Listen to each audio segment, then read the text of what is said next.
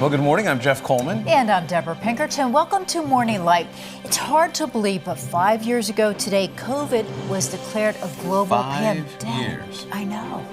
Wow. It's amazing. And we're all better for it. Yes, time flies. We went through it. We got through it. We got through it. That's the important thing. Well, in just a minute, our Morning Light panel will tackle a challenging topic in our headlines today. But first, here's a preview of what's coming up later in the show. March is Brain Injury Awareness Month. There are more than 5 million Americans living with a permanent brain injury-related disability. That's one in about every 60 people.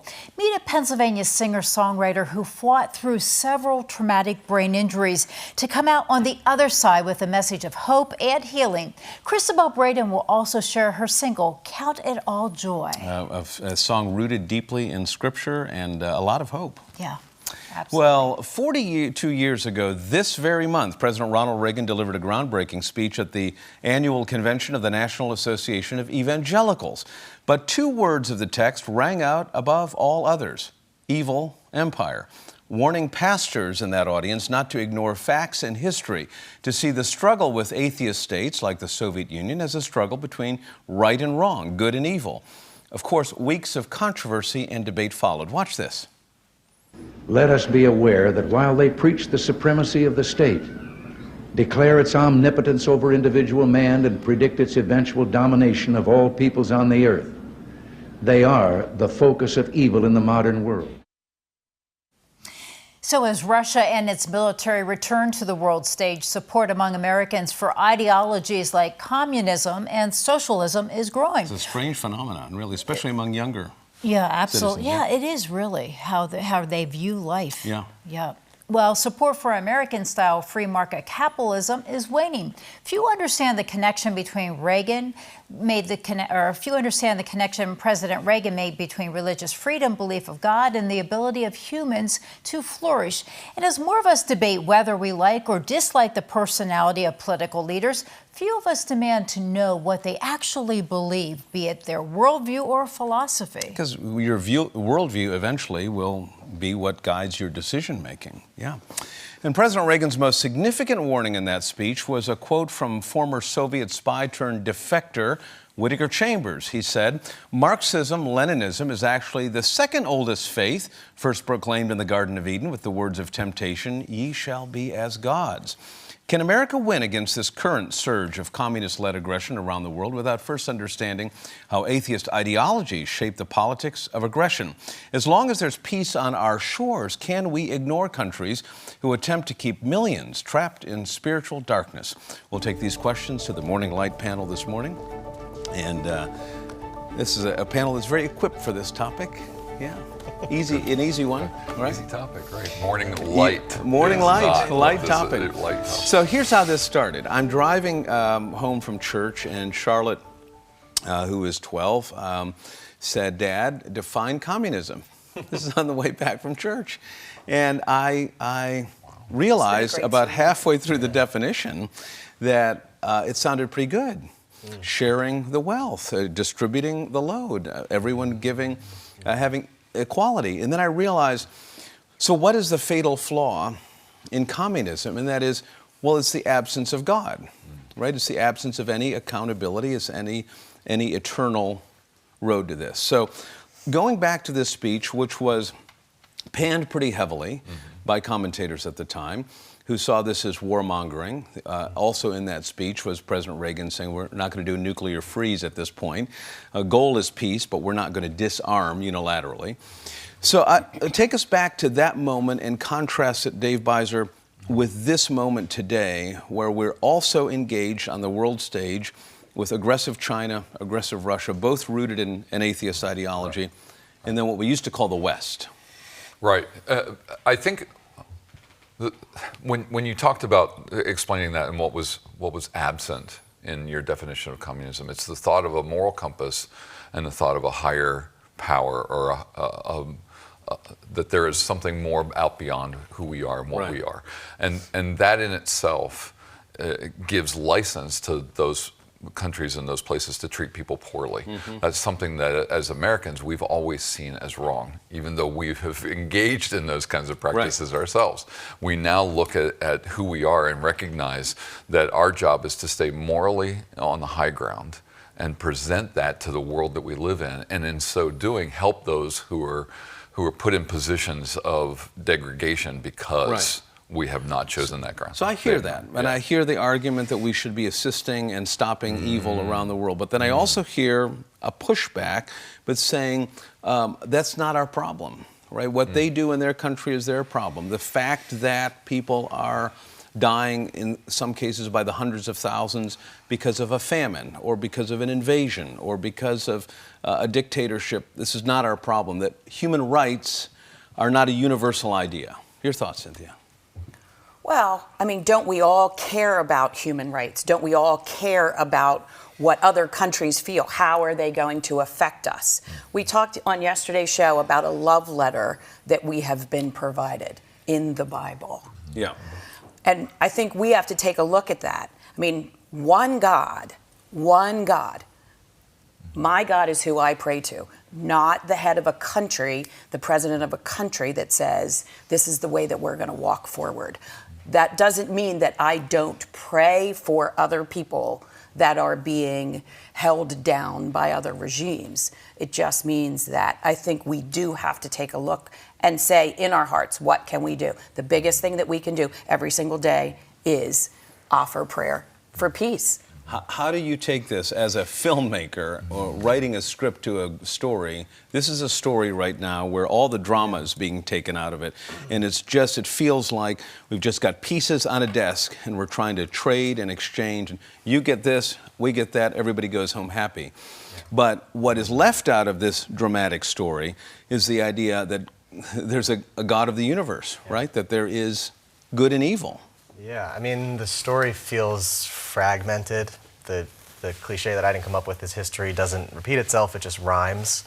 So things come back and they smack of like a similar thing, like you remember it. Right. In this case, it feels like there are many players playing different games all at once, using different definitions of different words. So like the politicians who are fighting wars are using the word communist to mean one thing. The regular people who can't afford houses are thinking of it as like a financial savior or like an alternative to a system that's started to creep them out of the housing market because it's just a fact that boomers won't sell their house for anything less than a $1.2 million profit. So that's why socialism and communism feels... So it sounds like, well, if they won't do it, like we'll have the government come in and save us and do it, and socialism is communism light, so it's a little bit less dangerous in people's minds. So, but the people at the top are playing a game that's more like not about that because they're financially secure. So their game's more about like intergalactic politics, if you will. So if a Reagan... Everyone's on different pages. If a Reagan were giving that speech today, he would not fit in this current, when he's bringing...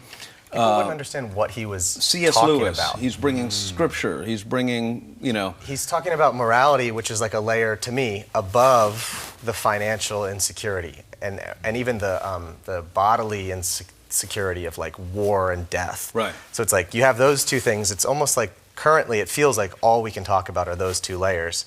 And for some reason, 40 years ago, he was above us on another layer. How do we get there? How do we get there when we're talking about things that are... can we get to a point in society where we say this is right and this is wrong? When a country invades, that is wrong. Yeah. And when churches are being crushed by tanks in China, that's wrong. Can we... You can, but I think you need to look at, like, I don't think you can dictate that to people because that just doesn't work. That is totalitarianism for the state or the leaders to dictate, hey, we all need to pay attention. But I think you have to, I would look at how Reagan and that generation got there is not being dictated to, it's being raised into it. I don't know how, I'm not an expert. So how do we do that? I think the church has to stay alive and stay active. I think as soon as we pull back and think that Sunday morning for 1 hour is what we do, it is in complete opposition to the world transformation that we've been called to do. This is a 24/7 kind of thing that we have to live out every single day, and that means we teach it by how we act and how we live in the presence of one another. So how do we stay connected to churches in North Korea, in Ukraine, in other where they're persecuted bodies of belief? How do we bring them into this conversation? Yeah, that's a great question. I don't know. I think we start small and then go big. Right now, one of the things you said was like, well, maybe we should talk about this. And in today's world, don't we sometimes go, ooh, we can't say that? We cannot say, we can't use the word communist. We can't use the word It's strange, good right, to be versus... even saying communism. Right, It sounds like we're an oh, 80s well, movie. it is quote unquote politically incorrect. Right. But can't we open a line of communication by, I don't know if it's politically correct, but how about if we've talked about it time and time again? How about if we open that line of communication? As far as engaging churches in other countries, is that where we talk about the social media piece? Like, we are on board with you. I don't know that. When you tell your kids the story of origins, and you go back to the Garden of Eden, and you talk about that serpent, and you talk about the fruit and Adam and Eve, I mean, that becomes very clear at that point, right? I mean, is that what we have to do? Do we just have to go back to the very beginning and explain the origins of evil to people for them to understand this? I don't tell them the Garden of Eden was a communist utopia, if that's what you're asking. No. But no. But you know what I mean? I mean, do we have to explain at the core what life without God looks like? Yeah. And when the idea of being like God, which is what all these societies are. Yeah. Right. Yeah, I mean, I think the societies are saying, well, you can't be like God, you're just a person, but all together we could be like God. We could make a very beautiful, perfect society. Right. And when I talk about good and evil to my kids, I think kids get it much more easily than adults, because they're like, oh, the evil witch, the wicked witch, the evil king, the evil stepmother. It's like, well, no, she was misunderstood and she was probably traumatized as a kid and she was created. It's like, they don't get any of that. Right. She's just the evil stepmother. So I've actually never had an issue explaining good and evil. They can explain it to me better than I can explain it to them. So let's end with this. Help me understand, if I'm trying to explain evil to people in a generation that does not see good and evil, but sees this as a much more complex puzzle that has no resolution. How do we tell them that evil exists, and how do you prove it? How do you prove evil exists? I don't think we have to prove it. I think it exists. I think what we need to do is call it out. I think in calling it out, in the recognition that this was not good for those who were affected by it. I think we need to be calling that out. And that means we need to take the stage, and we need to step up, and we need to speak.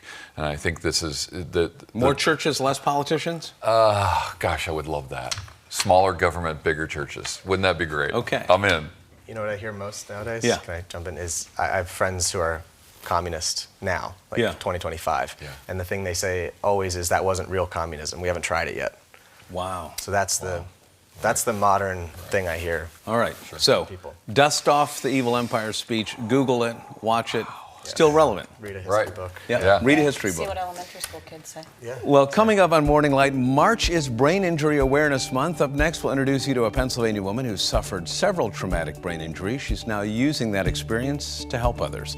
You're watching Morning Light on Lighthouse TV.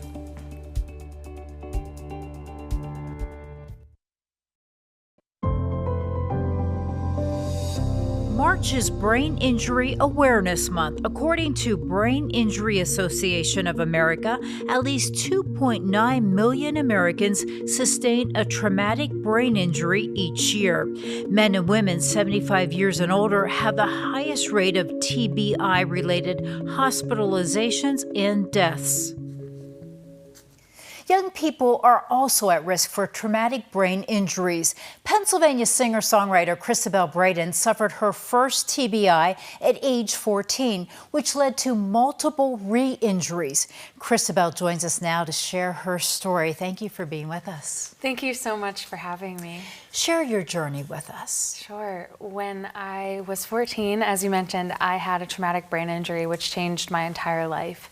I had hit my head in 3 places as a result of a youth group game and the boys kind of pulling a prank, and my head slammed into the concrete wall, bounced off the floor. My brain ended up swelling. I had to relearn simple daily life tasks, getting dressed, taking a shower, short-term memory loss, suffering with cognitive deficits, vestibular, which is like your balance dysfunction, which ended up causing me to keep falling and getting more and more re-injuries. So it's been a really long journey of living with the result of the brain injury. Oh my goodness, and to happen when you were so young and then to happen over and over again. But something good came out of this. Share that with us. Yeah, well, the Lord is able to bring beauty out of anything, right? He's God, He's good, and He is faithful. And when I was in my early stages of brain injury rehab, I actually started writing music. I never wrote a song before the brain injury, and I suffered from aphasia, which is word finding difficulties, as well as my right side atrophied. And so playing guitar actually helped like my arm movement, singing helped my speech. And in writing songs, I could express myself in ways that I couldn't in conversation. Oh my goodness. So tell us about your music career. We're watching some video of you singing. Yeah, so I have released 4 albums, and I started writing music when after I had my brain injury, as I mentioned, and by God's grace, He's just been opening doors. I was able to tour nationally. I have played concerts all over. I record my music in Nashville, and it's just been really healing in my brain injury journey as well, and being able to share hope and encouragement with others through song. And tell us about your style of music. Sure, I play guitar and piano, and people would, I guess, describe it as like CCM or Christian pop or inspirational singer-songwriter. I just love to share hope through songs. Oh, and that's certainly wonderful. And tell us, what type of message do you want to give to people? I just want everyone to know there's hope. I just recently founded an organization called Hope Survives for brain injury support, and I hope that everyone who listens to the music is encouraged to know that the Lord is with them, that there is always hope, that we are more than our struggles, and that God is faithful through it. But I especially have a heart for those who've had brain injuries, whether it's concussions or traumatic brain injuries or strokes or other types of acquired brain injury, to know that there's so much more, and that the Lord has a purpose for your life. Oh, certainly. And what type of reaction have you received? It's been very humbling. I've been really grateful to every opportunity the Lord has given, especially with founding the new nonprofit Hope Survives. It has just been really beautiful and overwhelming to see so many people that have brain injuries saying that because of you and your music and your support, like they know they're not alone. And that brings a little bit of tears. It just makes me really grateful to be able to share my experiences, to know that, you know, God, nothing is wasted with the Lord, and He can use anything for His glory. And that is so true. I mean, for something like this to happen when you were so young, and to realize that you have overcome it, and it was through God's grace, and something beautiful has come out of this. Thank you. Yeah, I still have struggles with brain injury every day. Actually, these lights are bothering my eyes a little bit. You know, you can't see it on the outside. Brain injury is invisible. But I'm really thankful that even through the daily struggles, that the Lord is able to sustain me to continue to share His love with others. Cristabelle, we do have to take a break, but you're going to be joining us. Cristabelle will join us for our next segment as she performs a song, Count It All Joy, from her new album, Restoration. Stay with us. We're back in 1 minute.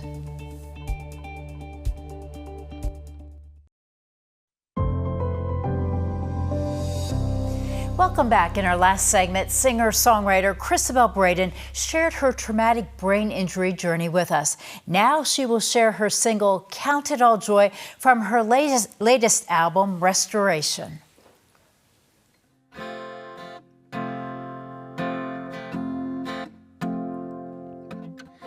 This is a really rough week. Barely got any sleep. Now my old anxious thoughts are coming back. Tired of trying so hard. Cycles of falling apart. Feeling like my faith's under attack. Though I don't really feel like I think I should, I trust you're working all things for the good. So I'll count it all joy when my heart gets heavy. I need your strength to keep me steady. Right here in the middle of my deepest pain, I'm gonna lift my hands and bring you praising. Count it all joy. I'm gonna count it all joy. I'm gonna count it all joy. Count it all joy. Turning pages of hope. Desperate, looking to cope. Living word of truth, show me the way. Choosing to live in your love. Mindset on things above. Knowing that these trials grow my faith. Though I don't really feel like I think I should, I trust you're working all things for the good. I'll count it all joy when my heart gets heavy. I need your strength to keep me steady. Right here in the middle of my deepest pain, I'm gonna lift my hands and bring you praising. Count it all joy. I'm gonna count it all joy. Count it all joy.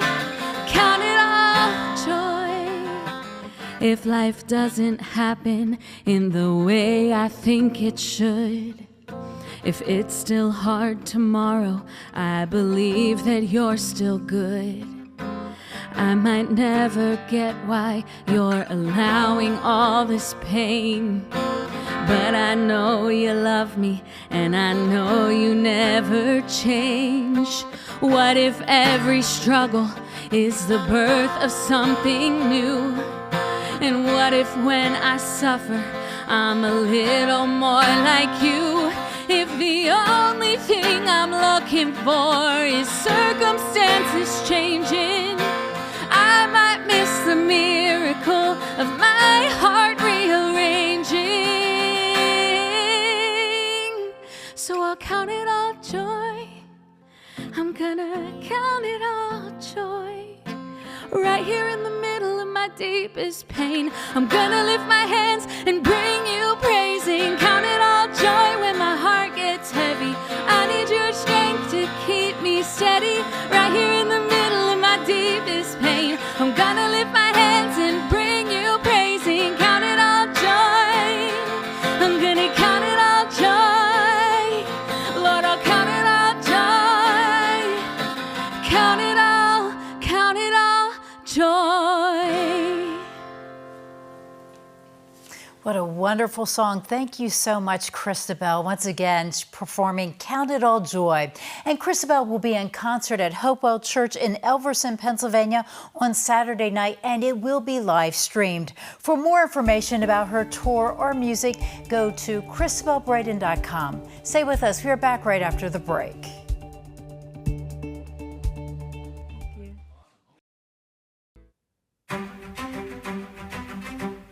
Welcome back. Coming up tomorrow on Morning Light, colorectal cancer is the second deadliest cancer in the United States, but it is preventable with screening.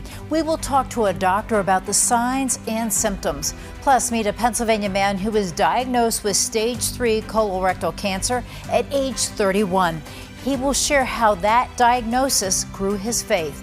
And that's a look at what's coming up tomorrow on Morning Light. Now, Jeff, your closing thoughts. Well, first, Deborah, I mean, what heavy topics we're covering, but as Cristabelle's saying, count it all joy, and that passage from James talks about what happens at the trial of our faith works patience, and going through those trials, not going it alone, going it with God, critical. And we're absolutely right, and realizing that God has a plan and Indeed. Depend upon Him. Good word today. Thank you, Deborah. Well, it is easy to dismiss President Reagan's evil empire speech as a relic of the Cold War. It's kind of strange language for our time, words for a different era, or a grumpy old man's lecture to go to church and be a better person. Google the speech today. Watch it in full on YouTube. There's so much more there. What President Reagan articulated is a belief that you can't defeat an evil ideology built on man living without God. You can't win over evil without something more powerful to replace it with. You can't have freedom to live and earn and raise a family and start a business and worship without someone first giving you that right. President Reagan believed those rights came from God, what we call the author of liberty. That's essential for this generation to know and understand. But President Reagan also reminded us of our duty to pray for the salvation of all those who live in that totalitarian darkness.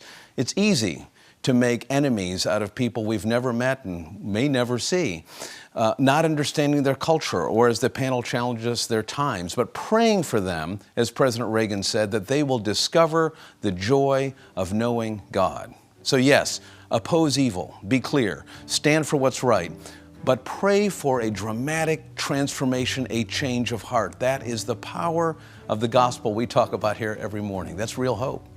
For Deborah and the entire Morning Light team, I'm Jeff Coleman. Thanks so much for watching today. God willing, we'll see you again right here tomorrow morning. Go check on your neighbors.